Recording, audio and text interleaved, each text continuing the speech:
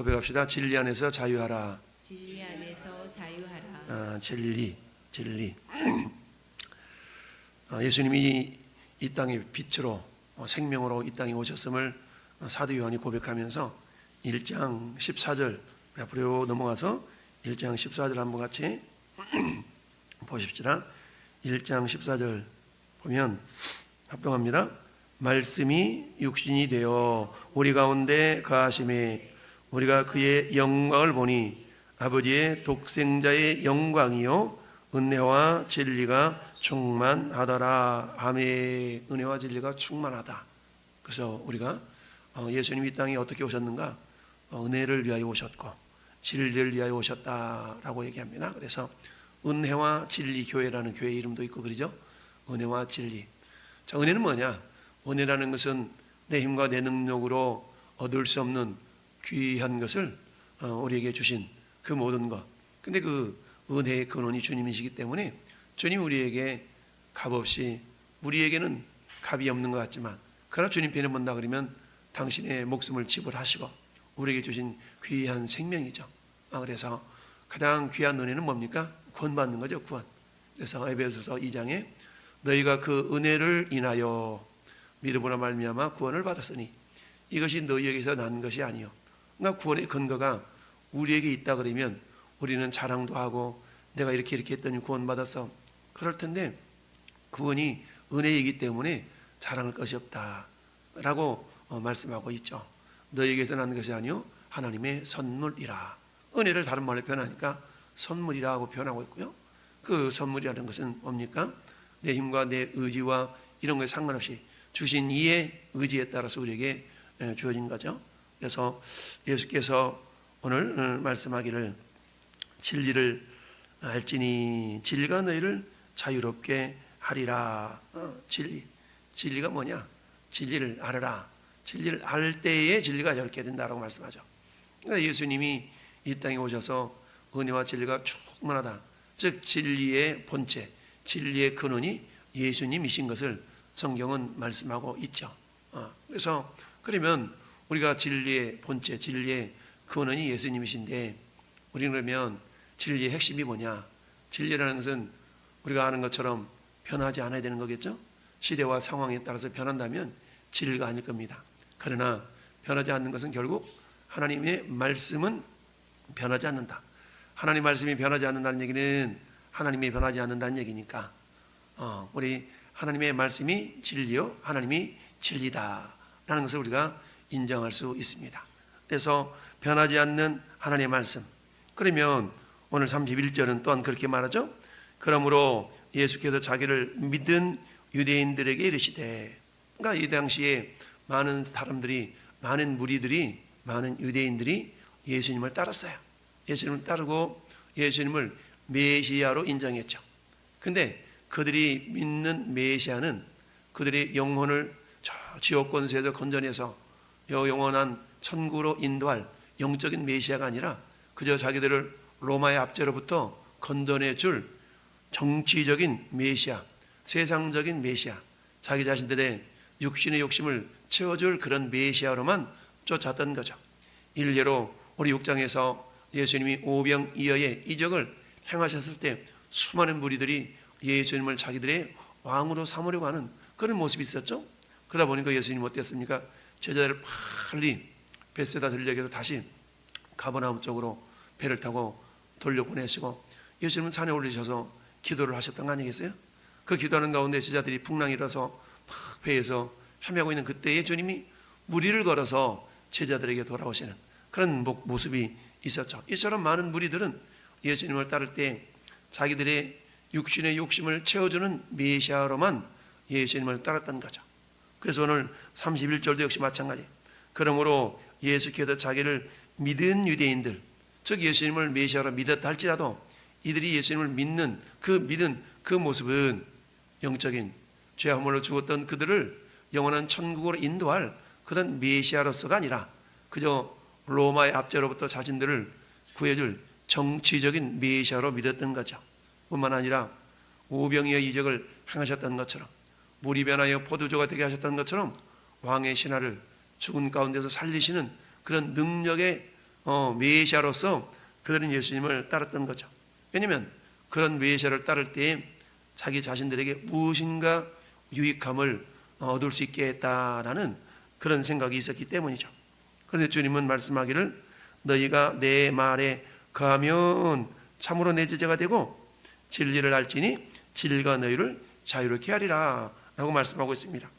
오늘 본문을 통해서 우리 주님은 여러 가지 말씀하겠지만 먼저 두 가지만 생각해 본다 그러면 첫 번째는 31절에 우리가 주님의 제자가 되어야 되는데 주님의 참 제자가 되는 비결이 뭐냐? 여러분 우리는 누가복음 14장에서 주님의 참 제자가 되는 비결을 예수님이 첫째 자기를 부인하고 심지어는 자기 부모 형제까지도 부인하고 나를 따르라 라고 말씀하신 것을 우리는 알고 있습니다. 그러면서 참으로 내 제자가 된다. 어떨 때 참으로 주님이 제자가 되는가? 말씀 안에 거할 때 이렇다는 얘기입니다. 우리는 그러면 주님의 참 제자인가요? 인가요? 할렐루야. 우리 주님 우리에게 물어볼 때 너희는 참으로 내 제자가 되느냐? 됐느냐? 라고 질문을 한다 그러면 우리는 그렇습니다라고 대답을 하지만 막상 과연 내가 주님의 참 제자인가? 라는 걸 본다 그러면 우리는 그렇지 않는 부분이 많이 있죠. 왜냐하면 제자라고 했던 사람들조차도 어땠어요? 우리 두 장만 앞으로 넘겨볼까요? 두 장만 앞으로 넘겨보면 66절에 시작 6장 66절 시작 그때부터 그의 제자 중에서 많은 사람이 떠나가고 다시 그와 함께 다니지 아니하더라. 그때부터 예수님 어떤 자들이 떠났어요? 제자 중에서 많은 사람이 떠났어. 그러니까 예수님을 따른다고 나는 당신의 제자입니다 라고 말했던 많은 사람들이 떠나갔어. 그러니까 이들은 어떤 제자인 줄 아냐, 어떤 제자인 것으로 표현되냐면 오늘 본문을 본다 그러면 참 제자가 아니었다라고 말할 수가 있겠죠. 그러니까 우리도 역시 마찬가지 아니겠어요? 우리도 주님의 제자라고 합니다. 그런데 어때요? 주님의 제자라고 하면서 내가 주님을 따르다가 당하는 여러 가지 어려움, 환난, 역경들이 있죠. 마태복음 13장에서 우리는 네 가지 마음의 밭의 비유를 예수님이 말씀하셨어요. 그 가운데 길가밭은 재채하고도 돌적밭과 우리 가시밭 이 두 가지 밭에서는 결코 말씀을 받고 목사님 은혜 받았어요는 하지만 그러나 그들이 결국은 열매 맺지 못하는 그런 모습을 봅니다. 돌적밭 같은 경우는 뭐예요? 말씀을 받고 기쁨을 받는다. 그런 어때 말씀 때문에 환난이나 핍박, 박해가 일어날 때는 곧 넘어지는 자요라고 그랬죠. 그러니까 말씀 때문에 당하는 박해. 그 뭐라고 그랬습니까? 우리 집안의 종교가 둘이어서는 안 된다. 내 눈에 흙이 들어갈 때까지 너 예배당 못 나가. 이래 버리면은 가정의 평화를 위해서 내가 예수 믿는 것을 잠시 보류. 이런 일들이 발생한다는 얘기죠. 이게 마음밭에 마음이 돌짝과 같은 마음의 밭. 이런 자들은 어때요? 은혜를 받았어요. 그런데 어디 이르지는 못한 거예요? 참 진리, 참 제자에 이르지는 못했다라고 볼 수 있어요. 여러분 가시밭은 뭡니까? 역시 마찬가지 말씀을 기쁨으로 받고 은혜 받았어요 하는데 세상의 유혹, 재리의 유혹에 그러니까 돈 문제, 물질의 문제를 넘어가지 못하니까 결국 어떤 일이 일어나요? 그래도 먹고 사는 게 문제다 보니까 교회는 나중 이런 일이 되어져 버리고 말죠. 그래서 결국 열매 맺지 못하는 그런 믿음 모습들이 될 수 있겠다라는 얘기죠. 그렇다면 오늘 많은 제자들 가운데 많은 무리들이 주님을 떠났다는 뭐겠어요? 그들이 어찌 보면 돌적과 같은 마음, 가시 덩굴이 무성한 마음 그런 어떤 존재들이었다는 얘기죠. 그래서 오늘 31절에 내 말에 가면 너희가 참으로 내 제자가 된다라는 얘기입니다. 그렇다면 말씀 안에 거한다는 것은 뭘까요? 그 말씀 안에 거한다는 얘기는 뭐니 해도 주님의 말씀을 따릅시다. 절대 가치로 인정한다. 그렇죠? 우리 삶의 기준이 말씀이잖아요. 말씀. 내 삶의 기준이 됐어 이건 내 생각인 내 뜻에 내 생각에는 내가 생각할 때는 우리 삶의 기준이 내 생각이 되어서는 안 되는데 우리는 내 생각대로 행동하기 때문에 말씀대로 인정이 되는데 우리는 그런 경우가 있죠. 그것은 성경이고요. 그것은 성경이고요.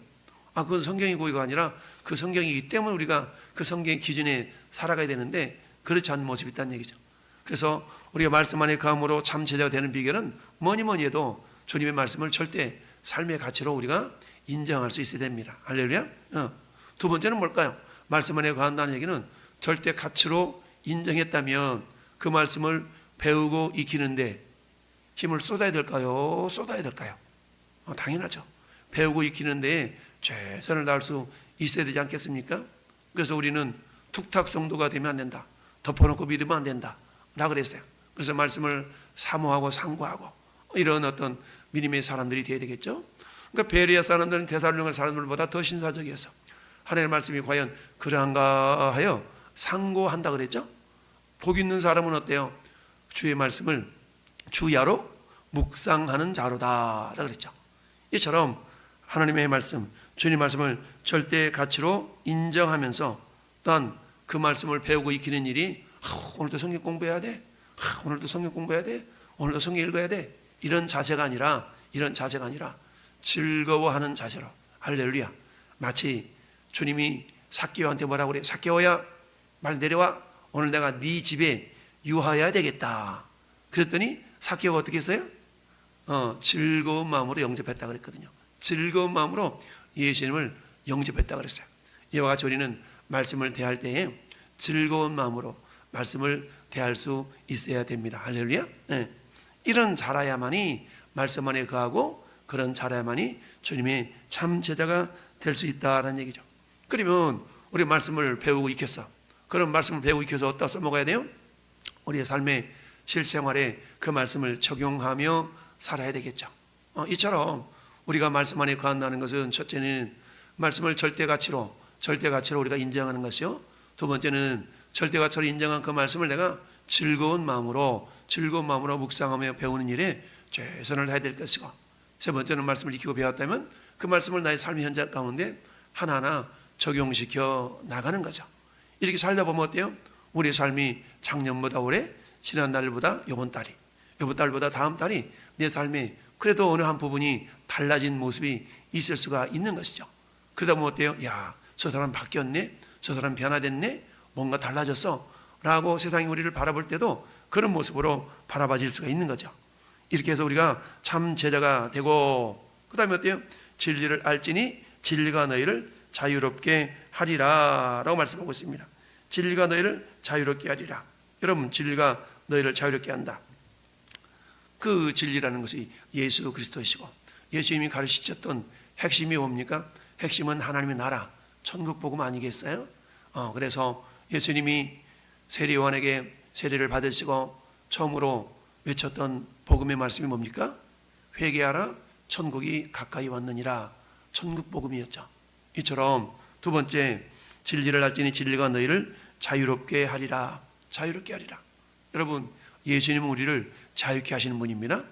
그러면 가장 근본적인 자유는 무엇으로부터 자유인가? 그것은 죄와 사망으로부터 자유죠. 죽음으로부터 자유입니다. 그러니까 이 땅에 예수님이 우리에게 구원자로 오셔서 구원자가 될 절대 조건 두 가지가 있다고 그랬어요. 인간은 절대적으로 우리가 구원자가 될 수 없어요. 이 세상에 많은 사이비 이단 내의 어떤 교주들은 자칭 자신들이 메시아이고 구원자이고 자신들을 통하지 않으면 구원이 없다라고 말하지만 인간이 구원자가 될 수 없는 절대적인 두 가지 이유는 뭐예요? 그들은 첫 번째, 죄의 문제를 해결할 수가 없다는 얘기죠. 죄의 문제. 인간은 죄의 문제를 해결할 수가 없어요. 두 번째는 뭡니까? 죽음의 문제를 해결할 수가 없는 거죠. 그러니까 인간은 죄의 문제와 죽음의 문제를 해결할 수 없기 때문에, 왜 죄의 문제를 해결할 수 없어요? 성경은 모든 사람이 죄인이라고 그랬거든요.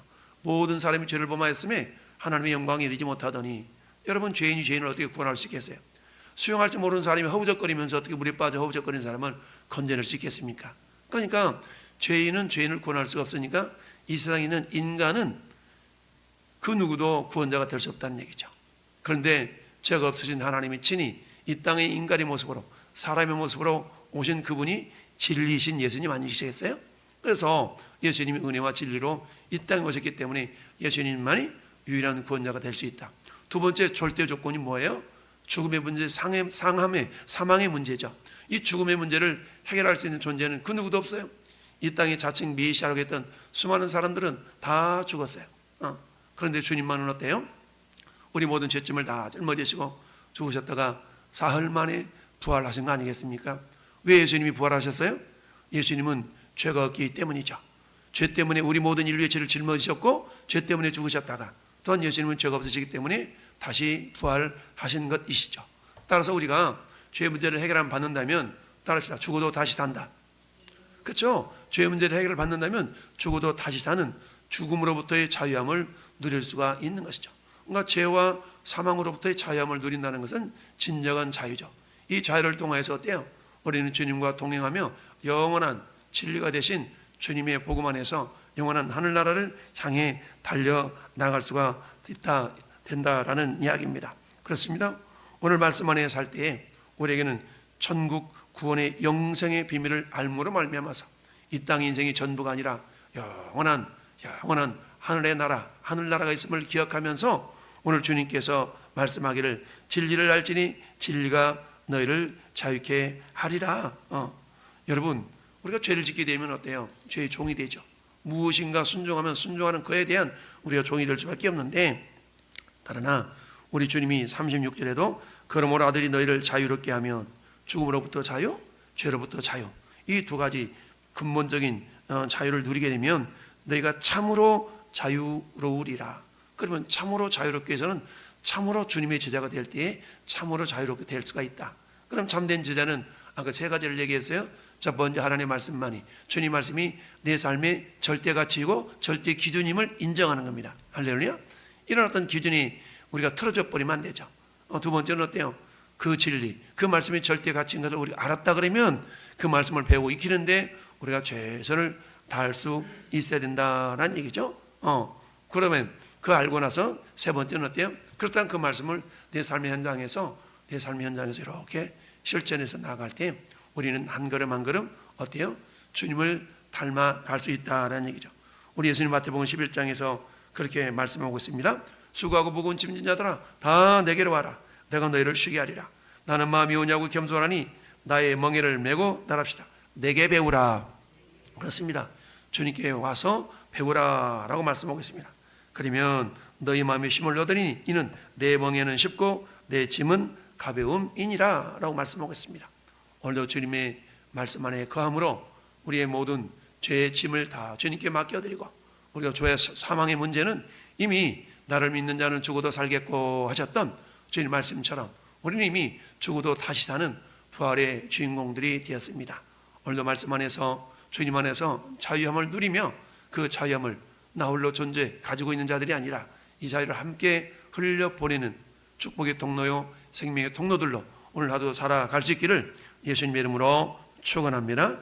아멘.